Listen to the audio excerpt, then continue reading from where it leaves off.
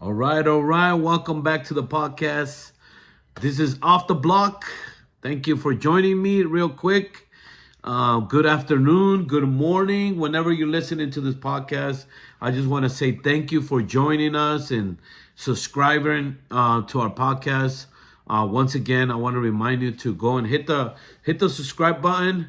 Leave a like. That helps us with YouTube. Lately, it's been a lot of glitches going on with YouTube. Different content creators are putting a lot of videos, and that's what it's all about. But I just wanted to do this video today. I was thinking about it. You see the thumbnail. I want to talk about how can you be a good father when you were brought up in a house when there was no fatherhood or not a good example, and that's what I want to talk about because we can put excuses. But before we get into that, I want to remind you to stay faithful to the podcast, subscribe, watch the videos. I want to encourage you to watch the videos all the way to the end. We're getting monetized pretty soon, and I really appreciate you guys. Also, you can check me out on TikTok. You can check me out in different platforms throughout social media. But I do this for fun, And lately, I've been thinking about it. What is the responsibility of being a father? I've been a father for quite some time now. But before I get into that, I want to just give you a little background. Now, I'm the oldest out of three brothers. I have my other brother Jaime and another brother, my little brother William, and we're three of us. And we grew up in a home in the neighborhood. We grew up in the neighborhood. Some of you guys know my story, or you can Google my name, and gives you a little bit more update on it. But I grew up, and I was three out of the three brothers. I was the oldest one. So I like in a lot of Hispanic communities or Hispanic homes, we used to live. I remember we had like two uncles that used to live with us just to try to make it. And we used to live in this apartment, and we never had a bed, to tell the truth. Well, I grew up with my three brothers. We used to sleep in one bed, all three of us. And later on, as we got a little bit older, two of us, we used to sleep in the living room, and one used to sleep in the bed. And then my mom and dad had their own bed next to it. We used to live in one bedroom apartment, And I remember growing up and, just having a great childhood. But one of the things with the Hispanic community or parents, as you know, they work a lot. So my parents used to work a lot. And so me, as the eldest out of the three, I had the responsibility to take care of my little brothers, So I had to learn how to cook when I was very young. I was 10, 11, already cooking dinner for my brothers, making sure we had food. My mom used to put me in charge. She used to teach me what to do, how to turn it on. We used to have some, back in the days, we used to have this thing. It was called TV dinners. And it was the whole spread. You put it in a microwave and you had a whole dinner. And I remember I used to make a lot of those for my brothers. I used to take care of my brothers the best that I could, right? Because I was the oldest. But one of the things that I could tell you is there was a lot of pressure too, because I was the oldest out of my group, all three of us. So my dad used to always put a lot of pressure. And I remember on the weekends, we used to get to go to the park, go play soccer, whatever we wanted. And that's when, at that time I was already hanging out with the gang at the park. And I used to go not to play soccer, but hang out with the wrong crowd, And I always used to remember, I used to tell myself, I never want my little brothers to be like me, But it's sad to say later on, my brothers follow my steps, my bad steps. And but we never had a relationship with our dad. Mom was a great mom. I thank God for my mom. I'm grateful for my mom. I'm a mama's boy, believe it or not. But my dad, we never got along with my dad. Me and my brothers never got along. We were fearful of him. He was violent. And he was very he never encouraged us. He always told me how stupid I was. And I had this issue with they call it now dyslexia. I used to confuse the D's and the B's. And I remember my dad, he used to watch me, and as I would confuse the D's and the B's, and he would straight out slap me or hit me in the back of my head and tell me that I was stupid, I was never going to amount to nothing, all these things.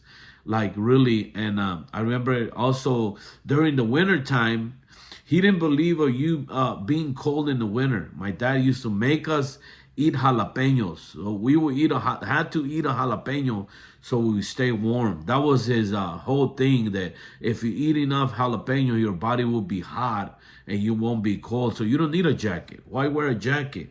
When you just eat a jalapeno, you're cool, you know?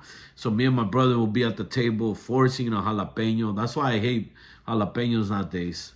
I can't stand them. But you know, I grew up in a home like that. My dad was violent. I would see violence at my home. My dad, you know, going off, and you know, especially when he would get drunk. You knew when he was starting to get tipsy on Friday, Saturday, we knew that, oh, he's gonna try to smack somebody. And sometimes he would smack me. He would smack my other brother or my mom, you know, like that. And there was violence, and there was tension always at home. And I always used to say, when I grew up, I don't want to treat my kids. I don't want my kids to feel what I felt. You know what I'm saying? So I remember growing up, and I always used to say that me and my brother, Jaime, we always used to say, man, we don't want to be like our dad. I remember growing up, and once I started getting into, I was involved in the neighborhood and everything. And, you know, in the neighborhood, I used to kick it at the park. And I remember talking to my homeboys, my friends, and they had the same issue at home. You know, it's like, you know how they said, birds of the feather flock together? That's how I felt. Like sometimes we used to talk about our dads, like, man, he's this, he's that. And I remember I used to tell my friends, like, man, when I'm 12, 13, when I get older, I'm going to get down with him. And I remember going to juvenile hall. And then one time, me and my brother, we were in county jail together. We were together, and we used to say, man, we used to call home, and mom used to say something like, you know, yeah, he got aggressive yesterday. He tried to hit me. And I would think, like, what would have happened if my dad comes into county jail, you know, for a DV or domestic violence case? What are we gonna do? Me and my brother, we used to think about that. Like I used to tell my brother, what would have happened? I would think that, you know, because I was growing up, and I was thinking, how can I fight my dad now? You know, so it wasn't like, so, you know, that's you know, you can go on and on about the negative, but how can you become a good father when you don't have the best role model at home? And I could tell you this, I'm not saying I'm the greatest father, but today I have a son, he's special needs, and I have a daughter who's just is turned 16. But the whole thing is this, that I had to learn when God came to my life. First of all, the Lord has to change you, you know, but I had to learn that I'm a new person. And as you take the new person, the new you begin to learn things.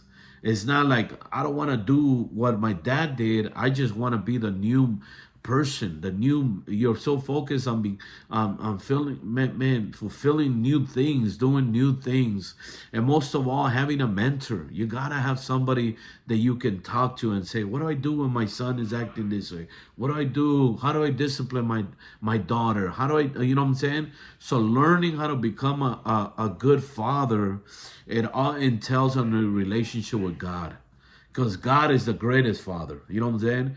But now I could tell you this, that I could say that I'm a good dad. You know, I'm not the greatest dad, but I'm a provider. That's one thing. You know, you could be a provider. But second thing, don't just be a provider, but be present. And the other thing that I try to do, I try to maximize the moment. That when I'm at home, I'm the best. I'm focused. I'm home. I'm not answering the phone. I'm not going doing this and do that. I'm there for my family, present. And also, you know, spending time with my daughter, spending time with my son, playing games, or the best that I can at becoming a good father is somebody that's present. You know, sometimes your family misses you, that you're not at home. Just when you're home, they feel secure, just because you're in the house. So my suggestion, my advice, how do you become a good father? Listen, let the Lord change you, because you become somebody new, a new creation. The Bible says, But then you learn as you go. You love people, you love your kids, you love your wife, you love your family, just like Jesus loved people, or just like Jesus loved the church. You know what I'm saying? So how to become a better father, I would suggest this: don't focus on what scare you, the way we grew up, but focus on the new you. Take on the new man, the new you, and become the father that God wants you to be. Everybody, you have a certain specific calling, and your calling is, listen, nurture your family, spend time with your family, get creative. Don't just be a provider. That's one of them. We're called to be a provider as men, but also learn to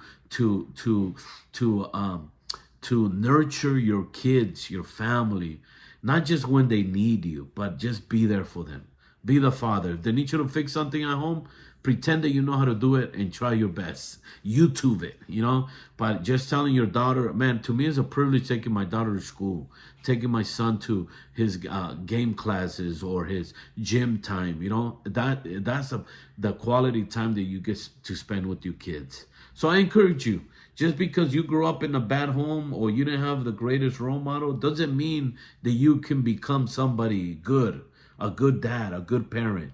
Don't let that attack or the lies of the enemy get to you and say, you'll never be this, you'll never be that.